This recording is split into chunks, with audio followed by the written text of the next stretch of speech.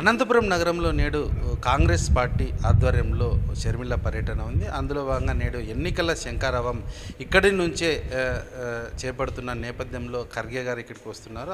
ఈ సందర్భంగా సిపిఎం రాష్ట్ర కార్యదర్శి శ్రీనివాస్ గారు ఈ కార్యక్రమానికి విచ్చేశారు. ఆయన అడిగి మరిన్ని వివరాలు తెలుసుకుందాం. సార్ చెప్పండి, ముఖ్యంగా మీరు కాంగ్రెస్ పార్టీతో ఇప్పుడు ముందుకు వెళ్తున్నారు అనేది అంటున్నారు. ఏ విధంగా ముందుకు వెళ్తారు? ముఖ్యంగా ఏ సీట్లలో మీరు పోటీ చేస్తారు? ఏ విధంగా మీరు అనుకుంటున్నారు? జాతీయ స్థాయిలో ఈరోజు ప్రమాదకరంగా ఒక నిరంకుశమైనటువంటి శక్తి ప్రజాస్వామ్యాన్ని హతం చేస్తున్నది, రాజ్యాంగాన్ని ధ్వంసం చేస్తున్నది, మన రాష్ట్రానికి అన్యాయం చేసింది. మతం పేరుతో ప్రజల మధ్య విభజన పెట్టి మత ఉన్మాదాన్ని రెచ్చగొట్టి దేశాన్ని బలహీనపరుస్తున్నటువంటి బీజేపీ ఈరోజు బోన్లో నిలబడి ఉంది, ఒక దోషిలాగా బోన్లో నిలబడి ఉంది. ఇలాంటి ఒక బ్రహ్మరాక్షసిని ఓడించాలని అంటే జాతీయ స్థాయిలో ఇండియా బ్లాక్ పార్టీలు కాంగ్రెస్, వామపక్షాలు, ఆమ్ ఆద్మీ, ఆర్జేడీ, డిఎంకే ఇలాంటి అన్ని పార్టీలు కూడా కలిసి ఈరోజు ఒక శక్తిగా ఇండియా బ్లాక్గా ఏర్పడి ఢీకొంటున్నాయి. ఆ ఇండియా బ్లాక్లో ఉన్న పార్టీలతోటి ఇక్కడ మేము రాష్ట్రంలో కూడా ఎన్నికల్లో సహకరించి పనిచేయాలనుకున్నాం. ఇప్పుడు సిపిఐ, సిపిఎం, కాంగ్రెస్తో కూడా చర్చలు చేసాం. ఇక్కడ కూడా కలిసి ఎన్నికల్లో పోటీ చేద్దాం, సర్దుబాటు చేసుకుందాం అనే నిర్ణయానికి వచ్చాం. దాంట్లో భాగంగానే ఈరోజు కాంగ్రెస్ వాళ్ళు ఈ ఎన్నికల శంఖారావం సభ పెట్టారు. సిపిఐ, సిపిఎం కూడా ఆహ్వానించారు. మేము వారి ఆహ్వానాన్ని అందుకొని ఇక్కడికి వచ్చాము. ఈ అనంతపురం ఎన్నికల శంఖారావంతో రాష్ట్రానికి మేలు చేసేటువంటి రాష్ట్ర అభివృద్ధి తోడ్పడటం, సామాజిక న్యాయం, అలాగే సంక్షేమం, ఈ లక్ష్యాలతోటి ప్రజల్లోకి పోవటానికి మేమందరం కూడా కలిసికట్టుగా చేస్తాం. ఇప్పుడు బీజేపీ ద్రోహం చేసింది అనే విషయంలో ఆంధ్రప్రదేశ్లో ప్రజలందరూ ఇంటింట విలన్, మోడీ అనేవాడు ఇంటింట విలన్ ఆంధ్రప్రదేశ్లో. అందుకని అలాంటి ప్రజలు తిరస్కరించినటువంటి ద్రోహితోటి చేతులు కలిపారు వైఎస్ఆర్సీపీ, పరోక్షంగా కల్పించి ఇప్పుడు ప్రత్యక్షంగానే వాళ్ళతోటి పొత్తు పెట్టుకోవాలని తహతలాడుతున్నారు జనసేన, బీజేపీ వాళ్ళు, తెలుగుదేశం వాళ్ళు ఒప్పందం చేసుకొని కూడా రహస్యంగా ఉంచిపెట్టారు, దాన్ని బయట పెట్టకుండా. జనసేన దాంట్లో భాగస్వామిగా ఉన్నది. బీజేపీ వస్తుందని మొన్న వాళ్ళ ఉమ్మడి సభలో క్యాండిడేట్లను ప్రకటిస్తూ మేము బీజేపీని కూడా కలుపుకుపోతామని జనసేన చెప్పింది. చంద్రబాబు నాయుడు గారు మాత్రం ఏం మాట్లాడకుండా మౌనంగా ఉన్నాడు. ఇలా మౌనంగా ఉండి ప్రజల్ని వంచడం సరైనది కాదు. మీ రహస్య ఒప్పందం ఏంటో బట్టబయలు చేయండి, ప్రజలకు చెప్పండి, ప్రజలకు చెప్పి ఓట్లు అడగండి, వేస్తారో లేదో వాళ్ళు నిర్ణయించుకుంటారు. అందుకని ఇలాంటి విద్రోహకి మద్దతు ఇస్తున్నందుకు వైసీపీ, టీడీపీ కూటములు కూడా ఓడించి మమ్మల్ని కమ్యూనిస్టులని, కాంగ్రెస్, ఇట్లా లౌకిక శక్తులు, వామపక్షాలని ఎన్నుకోవాలని మేము రేపు ఎన్నికల రంగంలోకి వెళ్తున్నాం. ముఖ్యంగా ఎన్ని సీట్లలో మీరు పోటీ చేశారు? మేము 26 అసెంబ్లీ స్థానాలు, 3 పార్లమెంట్ స్థానాలు ఐడెంటిఫై చేసాం. అవన్నీ పోటీ చేస్తామని కాదు. అయితే ఇప్పుడు అరకు, విశాఖపట్నం లాంటివి ఉన్నాయి. అక్కడ ముఖ్యమైనటువంటి మాకు గిరిజనోద్యమం ఉంది, అక్కడ కార్మికోద్యమాల కేంద్రంగా ఉంది. లేకపోతే నెల్లూరు, కర్నూలు, ఇటల్లో 1 కానీ 2 కానీ చేస్తామంటే అవి సర్దుబాటుకు వీలుగా మేము పెట్టుకున్నాం. ఇతరులతో కూడా మేము 4 చేయాలనుకుంటే 4లో ఇంకొక సిపిఐ లేదా కాంగ్రెస్ లేకపోతే ఇంకొక జయభారత్, ఇంకోళ్ళు ఎవరన్నా స్ట్రాంగ్గా ఉండి మాకన్నా బెటర్గా వాళ్ళు పర్ఫామ్ చేయగలరు అనుకుంటే అటువంటి వాళ్ళకి వదలటానికి మాకేమీ అభ్యంతరం లేదు. మా ఉద్యమ బలమైన కేంద్రాల్లోనే మేము పోటీ చేస్తాం.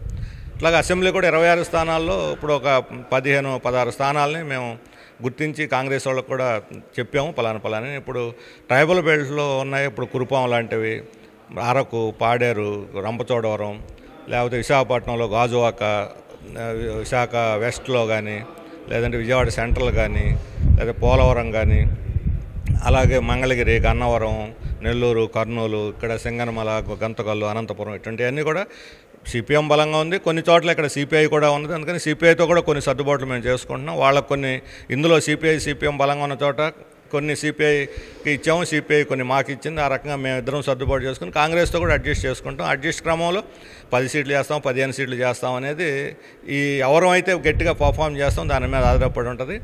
ఇప్పుడు ఇనిషియల్గా డిస్కషన్ స్టార్ట్ అయినాయి. ఇప్పుడు ఈ సభలో అయిపోతే నెక్స్ట్ మరలా కూర్చొని ఫైనల్ చేసుకుంటాం. సార్, ఇప్పుడు టీడీపీ జనసేన పొత్తులో కేవలం పవన్ కళ్యాణ్కి 25-24 సీట్లకే పరిమితం చేశారని చెప్పి మరోవైపు జనసేన కార్యకర్తలు తీవ్రస్థాయిలో ఆరోపిస్తున్నారు. మరోవైపు టీడీపీ నేతలు కూడా మేము ఎప్పటి నుంచో ఉన్నామో మాకు సీటే ఇవ్వలేదని చెప్పి చెప్తున్నారు. దాన్ని ఏ విధంగా చూస్తాం? ఇది టీడీపీ జనసేన కూటమిలో వాళ్ళ మధ్య ఏమేమి సీట్లు పంచుకుంటారనేది వాళ్ళ ఇష్టం. కానీ జనసేన 24 సీట్లు పోయినసారి వామపక్షాలతో జనసేన కలిసినప్పుడు జనసేన మేము అధికారంలోకి వస్తామన్నంత ఊపుగా వచ్చింది. ఇప్పుడు మాకు ముఖ్యమంత్రి కావాలన్నారు. మన ముఖ్యమంత్రి కోసం డిమాండ్ చేసి జనసేన 24 సీట్లకు ఎలా అంగీకరించింది అన్నది తెలియదు. ఒక రకంగా జనసేన కార్యకర్తలను దీన్ని అవమానంగానే ఫీల్ అవుతున్నారు. రామజోగయ్య లాంటి వాళ్ళు ఉత్తరాలు కూడా బహిరంగ ఉత్తరాలు కూడా రాశారు. అన్ని చోట్ల అసంతృప్తి కూడా వ్యక్తం అవుతున్నది. అట్లాగా ఆ ఇచ్చిన సీట్లో కూడా తెలుగుదేశం వాళ్ళు ఉన్న చోట కొన్ని సిపిఐకి ఇచ్చాము, సిపిఐ కొన్ని మాకు ఇచ్చింది. ఆ రకంగా మేము ఇద్దరం సర్దుబాటు చేసుకుని కాంగ్రెస్తో కూడా అడ్జస్ట్ చేసుకుంటాం. అడ్జస్ట్ క్రమంలో 10 సీట్లు చేస్తాం, 15 సీట్లు చేస్తాం అనేది ఈ ఎవరైతే గట్టిగా పర్ఫామ్ చేస్తాం దాని మీద ఆధారపడి ఉంటుంది. ఇప్పుడు ఇనిషియల్గా డిస్కషన్ స్టార్ట్ అయినాయి. ఇప్పుడు ఈ సభలో అయిపోతే నెక్స్ట్ మరలా కూర్చొని ఫైనల్ చేసుకుంటాం. సార్, ఇప్పుడు టీడీపీ జనసేన పొత్తులో కేవలం పవన్ కళ్యాణ్కి 24 సీట్లకే పరిమితం చేశారని చెప్పి మరోవైపు జనసేన కార్యకర్తలు తీవ్రస్థాయిలో ఆరోపిస్తున్నారు. మరోవైపు టీడీపీ నేతలు కూడా మేము ఎప్పటి నుంచో ఉన్నామో మాకు సీటే ఇవ్వలేదని చెప్పి చెప్తున్నారు. దాన్ని ఏ విధంగా చూస్తుంది? ఇది టీడీపీ జనసేన కూటమిలో వాళ్ళ మధ్య ఏమేమి సీట్లు పంచుకుంటారనేది వాళ్ళ ఇష్టం. కానీ జనసేన 24 సీట్లు పోయినసారి వామపక్షాలతో జనసేన కలిసినప్పుడు జనసేన మేము అధికారంలోకి వస్తామన్నంత ఊపుగా వచ్చింది. ఇప్పుడు మాకు ముఖ్యమంత్రి కావాలన్నారు. మన ముఖ్యమంత్రి కోసం డిమాండ్ చేసి జనసేన 24 సీట్లకు ఎలా అంగీకరించింది అన్నది తెలియదు. ఒక రకంగా జనసేన కార్యకర్తలను దీన్ని అవమానంగానే ఫీల్ అవుతున్నారు. రామజోగయ్య లాంటి వాళ్ళు ఉత్తరాలు కూడా బహిరంగ ఉత్తరాలు కూడా రాశారు. అన్ని చోట్ల అసంతృప్తి కూడా వ్యక్తం అవుతున్నది. అట్లాగా ఆ ఇచ్చిన సీట్లో కూడా తెలుగుదేశం వాళ్ళల్లో అసంతృప్తి, తెలుగుదేశం వాళ్ళకి కేటాయించిన వాటిల్లో కూడా ముఠా కుమ్ములాట్లు కొన్ని చోట్ల బయలుదేరినాయి. అందుకని పదవులు సెంట్రిక్గా ఉంటే ఈ అలయన్స్లు నిలబడవు. మన రాష్ట్రానికి ద్రోహం జరిగిన బీజేపీతో ఫైట్ చేయాలని ఒక లక్ష్యం పెట్టుకుంటే ఇటువంటివన్నీ వెనకపోతాయి. బీజేపీతో రాజీ పడి ముఠాలు పడి కుమ్ములాడుకుంటూ ఉంటే రాష్ట్రానికి నష్టం, ఆ పార్టీలకు కూడా నష్టం. సార్, ఫైనల్గా చెప్పండి, ఇప్పుడు 2024 ఎన్నికలు ఏ విధంగా ఉంటాయంటారు? ముఖ్యంగా ఏ పార్టీ అధికారంలోకి రావచ్చు?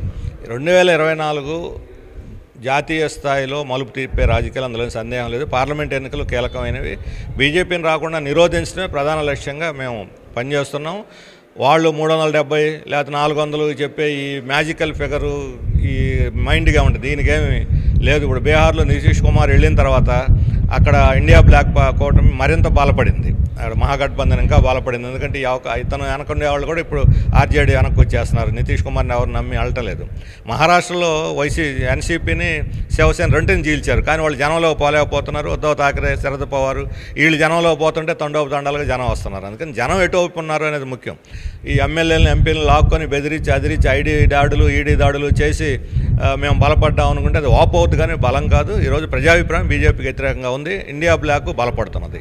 సార్, మరోవైపు నరేంద్ర మోడీని 3వ ప్రధానం చేద్దామని చెప్పి దేశవ్యాప్తంగా వాళ్ళు పబ్లిసిటీ స్టంట్ చేస్తున్నారు. దాన్ని ఏ విధంగా చూస్తారు? 3 సార్లు కాదు 30 సార్లు వస్తామని వాళ్ళు చెప్పుకోవచ్చు. ప్రజలు ఏమని చెప్పుకుంటున్నారనేది ముఖ్యమైనది. 2014లో అధికారం రావటం ముందు అభివృద్ధి అని జపం చేశాడు. గుజరాత్ మోడల్ అన్నారు. ఎక్కడ పోయింది అప్పుడు గుజరాత్ పోయి ద్వారకాలో మునిగిపోయింది, అరేబియా మహాసముద్రంలో మునిగిపోయిందని పోయి ఎత్తుక్కుంటున్నాడు ఆయన. గుజరాత్ ఎక్కడుందంటే అరేబియా మహాసముద్రంలో జలదీష్లో ఎత్తుక్కుంటున్నాడు మోడీ. ఆంధ్రప్రదేశ్ మనకు పూర్తి ద్రోహమే చేశాడు. ఒక పరిశ్రమ లేదు, ఒకరికి ఉద్యోగం లేదు, 2 కోట్ల ఉద్యోగాలు పోయినాయి, బ్లాక్ మనీ అంతా మెక్కేశారు. ఇక ప్రజలకు చేసింది ఏంటంటే అందుకని అది వదిలేసి ఇప్పుడు రామ జన్మభూమి లేకపోతే జ్ఞానవాపి, ఈ రాముడు కృష్ణుడు అంటూ రోడ్లు పట్టుకొని తిరుగుతున్నాడు.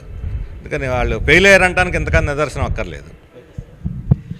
ఈరోజు ఖర్గే అనంతపురం వస్తున్న నేపథ్యంలో శ్రీనివాస్ గారు అనంతపురానికి ఇచ్చేశారు. అందులో భాగంగా పొత్తులో భాగంగా 26 అసెంబ్లీ సీట్లను 3 ఎంపీ సీట్లను అడగనున్నామని తెలియజేశారు.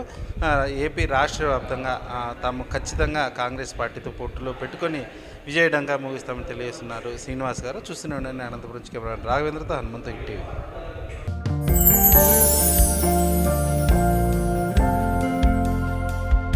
లవ్ ఈ అందమైన 4 అక్షరాల బారిన పడని మనిషి ఉండరు, మనసు ఉండదు. ఈ లవ్ కొంతమంది జీవితానికి సరిపడా మధురమైన అనుభూతులను అందిస్తే,